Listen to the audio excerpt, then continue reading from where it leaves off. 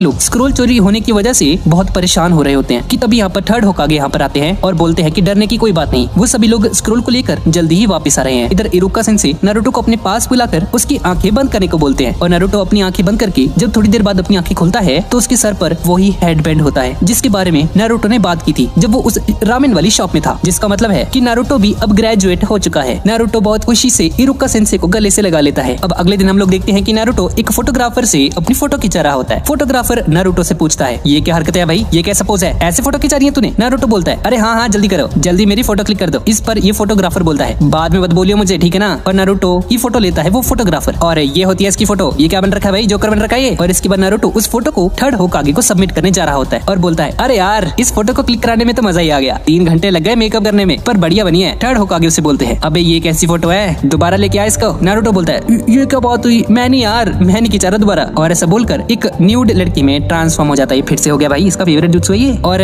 Transform होकर बहुत cute आवाज में थर्ड होकागे को बोलता है प्लीज होकागे जी ऐसा मत कीजिए। ये देखकर होकागे की नाक से खून निकलने लग जाता है और बेहोश होकर जमीन पर गिर जाते हैं। अब इसके बाद वो वापस उठकर अपनी चेयर के ऊपर बैठ जाते हैं और नारुतो को बोलते हैं ये क्या हरकत है भाई, ये बहुत गंदी चाल है तुम्हारी, ऐसा दोबारा मत करियो, समझ गया ना तू। अब इसके अगले दिन नारुतो खुश होकर उठता है और बोलता है अरे वाह आज का दिन तो बहुत खास है। और इसके बाद ये सुबह के नाश्ते के लिए बैठ जाता है, तैयार होता है और उसकी नजर उस हेडबैंड पर भी जाती है जो कि इसको कल ही मिला था। अब इसके बाद हम देखते हैं कि नारुतो रास्ते के ऊपर चल रहा होता है और साथ ही साथ अपने हेडबैंड के ऊपर इशारा करके बोलता है तो आज से मैं एक निंजा भी हूँ। अब इसके बाद हम साकुरा को भी देखते हैं जो कि तैयार हो रही होती है। फिर उसकी मॉम बोलती है साकुरा तुम लेट हो जाओगी, जल्दी जाओ बेटा। जिसमें वो जवाब देती है हाँ मॉम जा रही हूँ बस। और उसके अंदर की दूसरी साकुरा भी बोलती है आप कब तक मुझे बच्ची समझेंगी, मैं एक निंजा बनने वाली हूँ। और रास्ते में इसकी मुलाकात इनो नाम की एक लड़की से होती है और एक दूसरे को एटीट्यूड दिखाकर यहाँ से जा रहे होते हैं। इनो साकुरा से बोलती है अरे मुझे तो यकीन ही नहीं हो रहा कि तुम भी ग्रेजुएट हो गई। जिस पर साकुरा बोलती है अरे जाना तुझे क्या पता मेरे बारे में। और दोनों एक दूसरे के साथ रेस लगाने लग जाती है और एक दूसरे से आगे बढ़ने की कोशिश करते हैं। और तभी हम नारुतो को देखते हैं जो कि किसी को सोचकर हंस रहा होता है मन ही मन में। क्या हो गया भाई नारुतो को। तभी एक लड़का यहाँ पर आ जाता है और बोलता है अरे नारुतो तुम यहाँ पर क्या कर रहे हो, यहाँ पर सिर्फ ग्रेजुएट लोग ही आते हैं भाई। नारुतो अपने हेडबैंड की तरफ इशारा करते हुए बोलता है अच्छा तो तुमने शायद ये हेडबैंड नहीं देखा, अब से मैं भी एक निंजा बन गया हूँ। ये सुनकर ये लड़का एक अजीब सा लुक देता है और नारुतो को दिखता है, लेकिन हिनाटा पीछे बैठी होती है और अपने मन में सोच रही होती है नारुतो मुझे बहुत खुशी है कि तुम ग्रेजुएट हो गए। और तभी साकुरा और इनो भागकर यहाँ पर आते हैं और एक दूसरे को देख रहे होते हैं। टीरी लग रही है भाई ये इनो तो, क्या है तुझे, मेरी सीट पर बैठ गई आकर। पर नारुतो ने देखकर शर्म से लाल हो जाता है। फिर साकुरा नारुतो की तरफ भागते हुए आती है। नारुतो उसे खड़ा होकर हेलो बोलता है पर वो उसे धक्का देकर आगे चली जाती है और सास्के से बोलती है हेलो सास्के क्या मैं तुम्हारे पास बैठ सकती हूँ। लेकिन तभी इनो आकर बोलती है इसके साथ सिर्फ मैं बैठूंगी समझी तुम। और ये दोनों फिर से एक दूसरे के साथ बहस करने लग जाते हैं और सास्के अपने मन में बोलता है कितना शोर मचा रखा है। और कोई ये बंदा एक क्रिस्टल बॉल की हेल्प से ये सब देख रहा होता है और बोलता है अच्छा तो ये है क्लास का टॉपर सास्के उचिहा। और फिर